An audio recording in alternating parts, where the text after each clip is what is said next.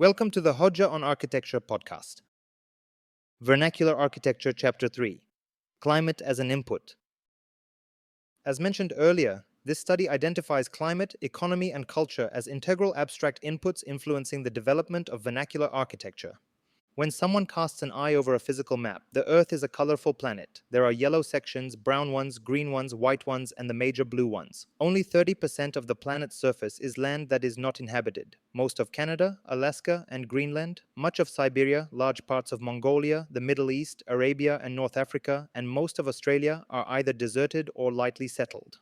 The colors on the map symbolize different climates, and this irregular distribution of lands is influenced by factors such as the tilt of the Earth's axis, solar radiation, atmospheric pressure, prevailing winds, precipitation patterns, ocean currents, humidity levels, and biological diversity. Climate is briefly defined as weather conditions prevailing in an area for longer than 30 years. Various climate classification systems exist, but Köppen's is the most commonly referenced.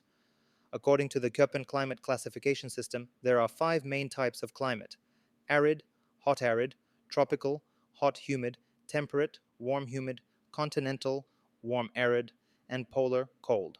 This system further divides each type into additional categories based on local conditions. Each climate zone has unique features, and vernacular architecture provides proper solutions. Buildings do not control the climate but create a microclimate in interior spaces through extremely localized specific designs. As a result, vernacular buildings reflect the climate in which they were built. Despite limited resources, vernacular builders have designed dwellings that successfully address the severest climate challenges. The most compelling and enlightening solutions are often found in areas where the climate is harshest, because the margin of error is significantly smaller in such conditions.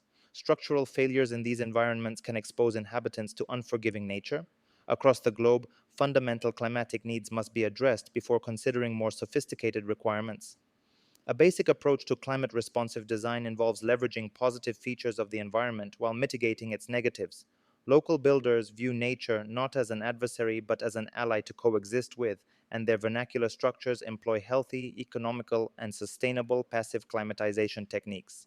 Modern architects have much to learn from this, especially given the pressing challenges of atmospheric changes, shifting seasons, global warming, and rising sea levels, representing some of today's biggest threats. The cold climate forms the polar biome and is considered one of the 2 harshest environmental conditions. In vernacular architecture, structures are often designed to be smaller or more compact to reduce surface area and minimize heat loss. This approach is evident in the hemispheric structures commonly associated with polar regions. Notable examples of this architectural adaptation include the igloo from the Arctic circumpolar region, the quinzhee from Canada, and the chum from Siberia. The other equally harsh condition comes from the opposite side of the planet, the hot arid climate, often associated with desert biomes. This environment experiences minimal precipitation, significant day-night temperature fluctuations, and extremely hot days.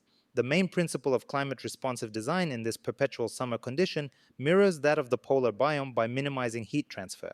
In this case, it aims to prevent heat gain rather than loss. Compact forms help achieve this, while flat roofs, if present, are utilized for multiple functions. Various ingenious cooling solutions have been devised, such as wind catchers and enclosed courtyards with water features commonly seen in the Middle East. Structures are usually constructed using materials with high thermal capacity, which store heat during the day and transmit it to interiors when needed at night. Notable examples of vernacular architecture within this climate include the Bedouin tent from the Arab region, Harran houses from Turkey, and Taos Pueblo from the United States. The hot humid climate is the other complex condition, but not one of the 2 most extreme. This type of weather, monsoon and savanna, is seen mainly in Southeast Asia and northern South America.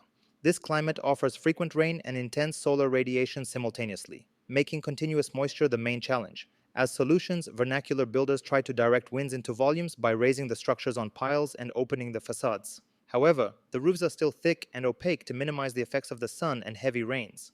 This time, roofed verandas replace the hot arid courtyards, and separate buildings are erected at a distance between them to ensure airflow is not blocked. Yet another solution in both sunny climates is to apply reflective lime plaster on the exterior surfaces. Popular vernacular architecture examples are Rumah Adat from Indonesia, Ifugao from the Philippines, and Palapa from Mexico. The last 2 climate types are warm arid and warm humid, in other words, the mild climates. As mentioned, these are not as challenging, allowing cultural or economic factors to be evaluated earlier.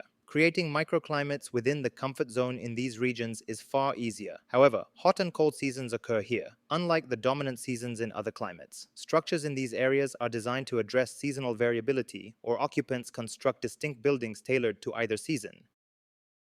This is the end of the Vernacular Architecture Chapter 3, Climate as an Input. Thanks for listening. See you in the next episode.